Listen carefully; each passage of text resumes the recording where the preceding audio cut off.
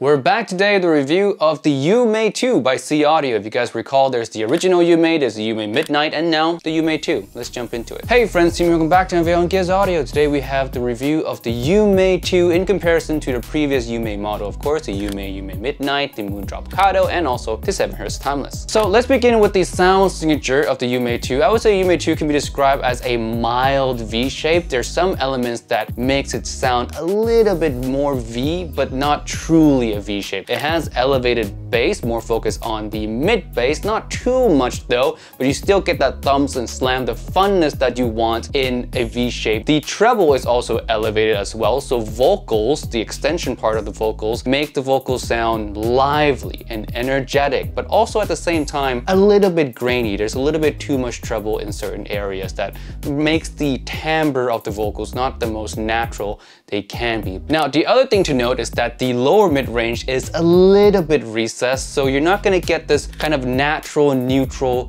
mid-range type of feeling. The vocals and instrumentals sometimes can come across a little bit thin, and that's another V kind of quality that the Yume II has. Now, like I said again, it's not really a truly V sounding IEM. The bass and the treble are not boosted up to the point where the mid-range feels so recessed that it gives you that typical V-shape kind of sound, but it does have some elements of it being a semi V-shape, so it's not really a truly neutral sounding IEM. Now, a few things I like about the Yume II's tuning is that number one, it is fairly well balanced. It does have a little bit of lean towards the brighter frequencies, but all in all, it's a balanced sounding IEM, which in turn makes it very versatile. You can throw pretty much any genre of music at this IEM and you'll play it relatively well. It has good extension on both the bass and the treble end. Now, it does have a little bit of thinness in the vocals, like I said, due to the recess and also the brighter frequencies being boosted, but that's really the only element that I can pick out as any kind of weakness. And if that's the only weakness that I can pick out in a tuning of an IEM and it's a minor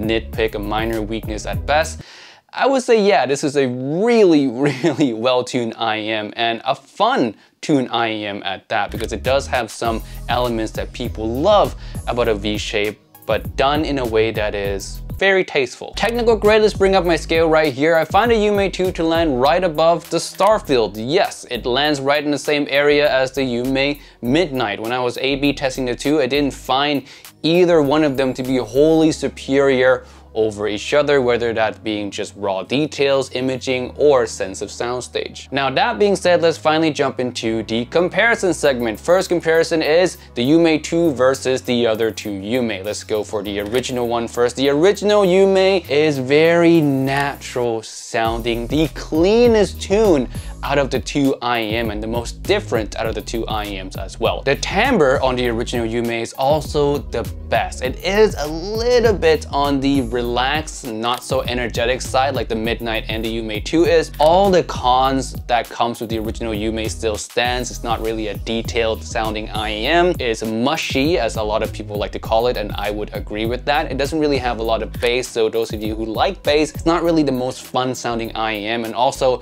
in the treble area, it doesn't really have quite a lot of that either, so it's not sparkly, it's not super engaging, but all in all, it is one of the smoothest sounding IEM on the market, still under like $300. It's still really beautifully tuned, just lacking in engagement and fun factor, if you will. Now, the Yume Midnight improves upon the Yume by adding actual treble, some details, and a lot of bass as well. So basically, you get a fuller sounding Yume with more mid-bass thumps and slam while keeping a relatively same natural, beautiful mid-range. The timbre is boosted to the point where you get some more micro details, you get better sense of stage and air coming from the Midnight, but at the same time, I find that it makes the timbre not as smooth as the original. Like, it makes the timbre a little bit too grainy or peaky due to how much treble was added. And now we have the Yume II that comes in at the same price as the Midnight. I do prefer the Yume II's tuning in some areas, and I prefer the Midnight in some areas. Let's start with the bass first. The bass, I prefer the Yume II because it's more focused on the mid bass, so thumbs and slam are more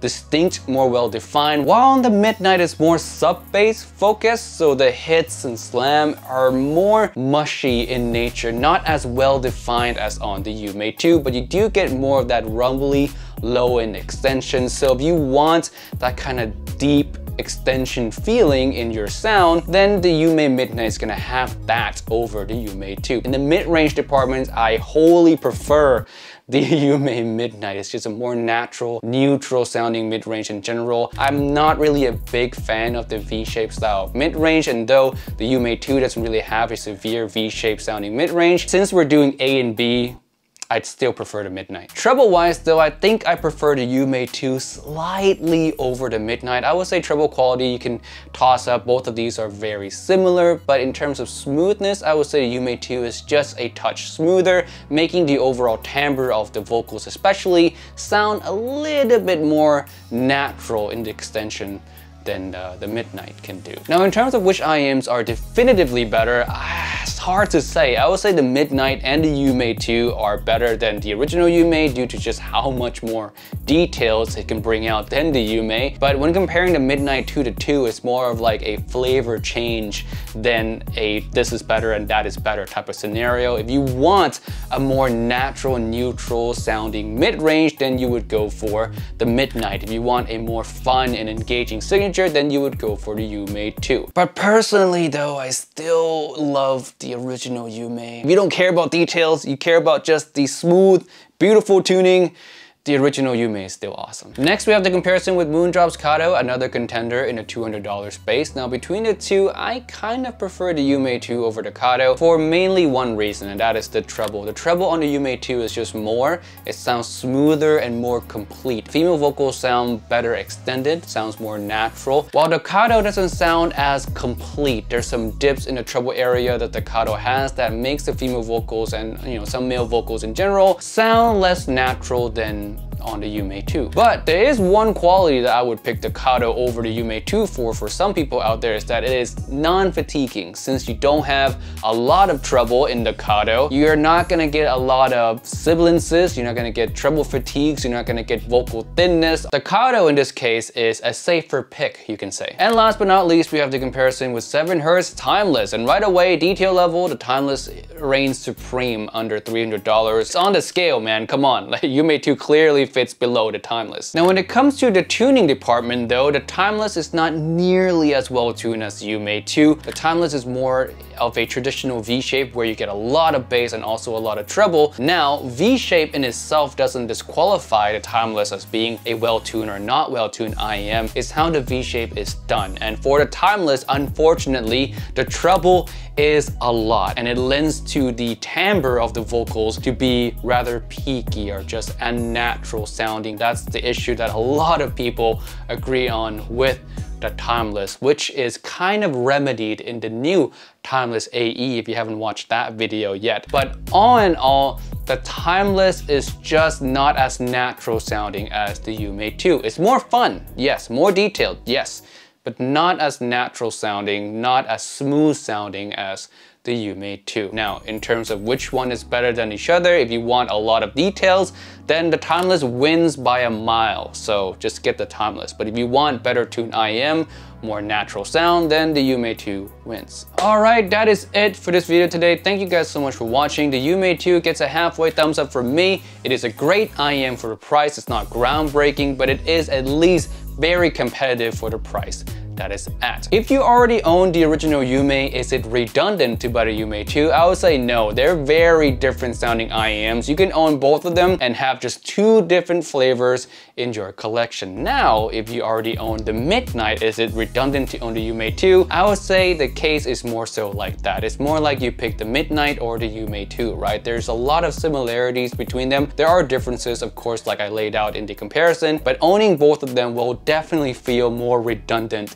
than owning either one of these plus the original. And with that being said, I'd like to thank my patrons right here. 3 of them now. We added some new members as of past week. We have Kai, we have Chadwick, and Sunirol. Thank you so much for the support of the channel. If you guys want to support the channel yourself, link to Patreon is down below. Some good perks there. And with that being said, I'll see you guys in the next video. Peace out. Bye.